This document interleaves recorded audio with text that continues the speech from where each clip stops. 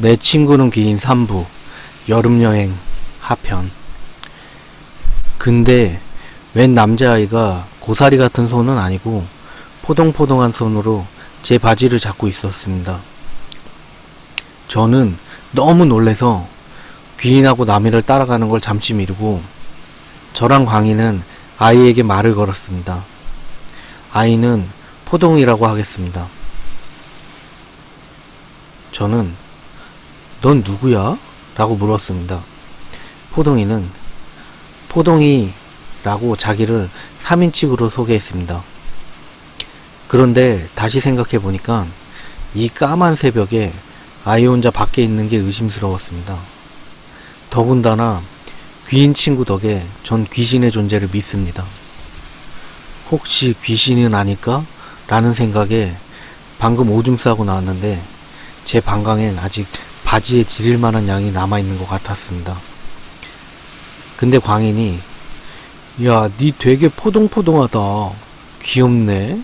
라고 포동이에게 말을 걸었습니다. 당연히 포동이는 살아있는 아이였습니다. 저는 너 왜 나왔어?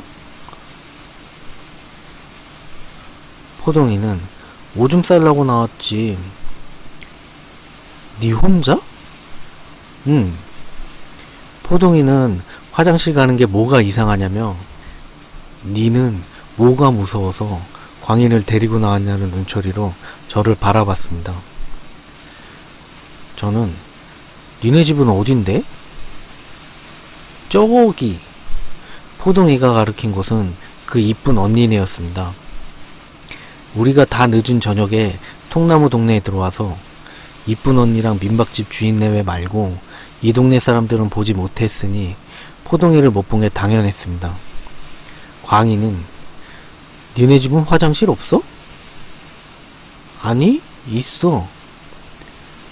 근데 왜 나와서 오줌 싸? 집에서 싸면 되지? 여기가 좋아. 아, 너 몇 살이야? 7살. 광희는 아이들을 무지 좋아합니다. 광인이 포동이랑 한참 질문놀이를 하고 있는데 제가 야, 귀인 안 따라가? 라고 판을 깼습니다. 저는 애기야, 넌 이제 집에 가야지 라고 했고 포동이는 나 누나랑 놀면 안 돼? 이랬습니다. 집은 제가 가랬는데 대답은 광인한테 하는 겁니다.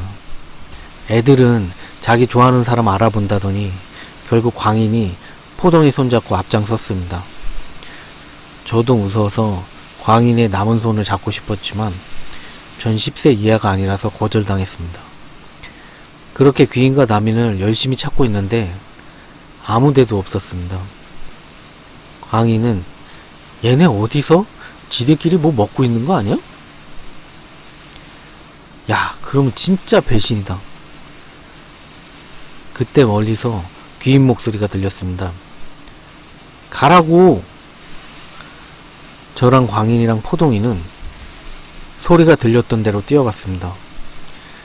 통나무 동네는 통나무집이 옹기종기 모여 있습니다. 앞쪽으론 전부 밭이고 뒤쪽으론 밭이랑 꼼꼼한 산입니다. 소리가 난 건 산 쪽이었습니다. 허겁지겁 달려갔더니 남이는 바닥에 앉아있고 귀인은 서서 남인한테 화내고 있었습니다. 상황 파악이 안 돼서 우리는 얘네가 싸우는 건 줄 알고 말렸습니다. 제가 귀인 팔을 잡았는데 귀인이 건들지 마 라고 했습니다. 건들지 말라면 놔야죠. 근데 남인이 우리하고 같이 있던 남자애를 보더니 다가오는 것입니다.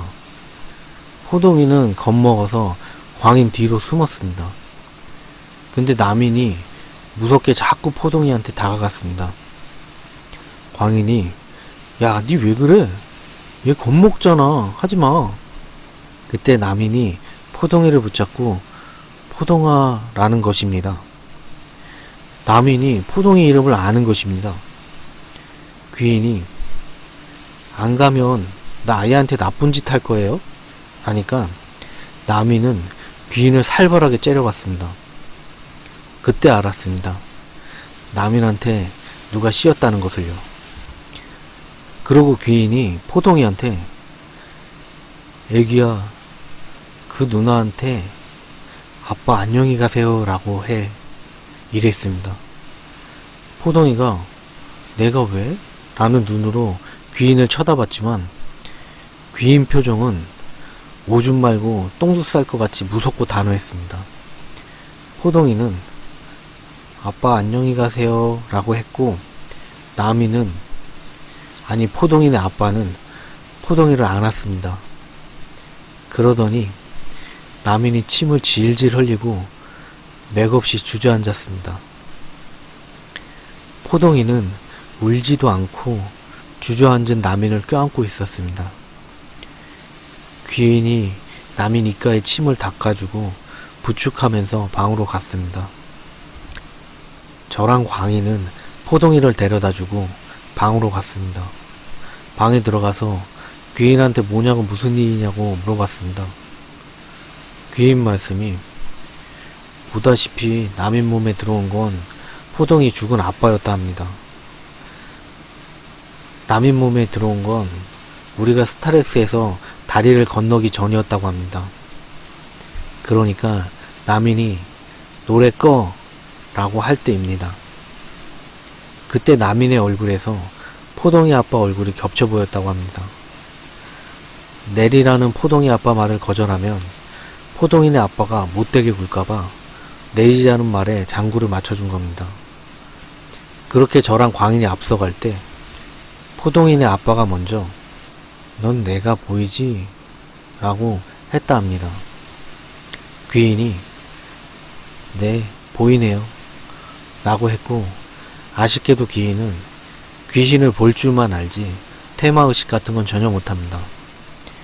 귀인은 우리가 놀랄까봐 말도 못하고 있다가 포동이 아빠란 걸 확실히 느낀 게 이쁜 언니를 봤을 때였다 합니다.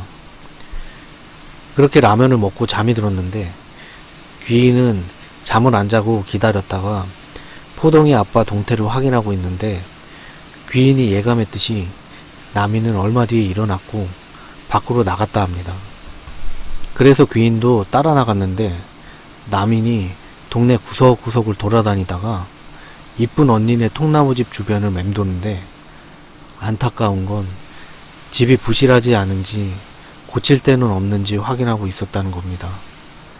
그때 마침 포동이가 화장실 때문에 나왔고 남인이 포동이에게 다가서는 걸 귀인이 낚아채고 산 쪽으로 끌고 갔다고 합니다. 근데 왜 하필 남인한테 그런 건지 저랑 광인도 있는데 라고 묻자 광인은 너무 기가 약했고 저는 기가 세다고 합니다. 원래 귀인같이 귀신 보는 애들이 접촉이 더 잘 되는데 자기를 말려줄 귀인은 필요했다고 합니다. 그러니까 포동이네 아빠는 악의 따윈 없이 그냥 단지 보고 싶었던 것입니다. 이쁜 언니랑 포동이가요. 그리고 안아주고 싶었던 것입니다. 포동이를요. 포동이네 가족은 2년 전에 이곳으로 귀농한 거였는데 1년 전에 병으로 죽은 거랍니다. 아마도 귀인같이 영가를 보는 존재를 기다린 것 같습니다. 그리고 우리는 남이를 배려했습니다. 자기 몸에 귀신이 들어왔다는 걸 알고 상처받을까봐 남인이 잠들어 있을 때 주인 아저씨한테 부탁해서 남인을 스타렉스로 옮겨놨습니다. 그리고 이쁜 언니한테도 말하지 않기로 했습니다. 나중에 포동이가 말할지도 모르겠지만 원래 어른들은 애들 말 잘 안 믿잖아요. 날이 조금씩 밝아서 주위가 파란색이었습니다. 귀인은 남인이 아무것도 기억 못할 거라 했습니다. 제가 지발로 쥐가 걸어오고 라면까지 먹었는데 그걸 몰라? 라고 물었지만 스타렉스에서 눈을 뜰 남인은 뭐야? 우리 차에서 잤어? 나 언제 잠들었지? 이랬습니다. 정말 신기하고 뒤로 넘어가는 줄 알았습니다. 그래서 남인은 아직도 모릅니다. 자기가 잠시 동안 포동이 아빠였다는 걸요.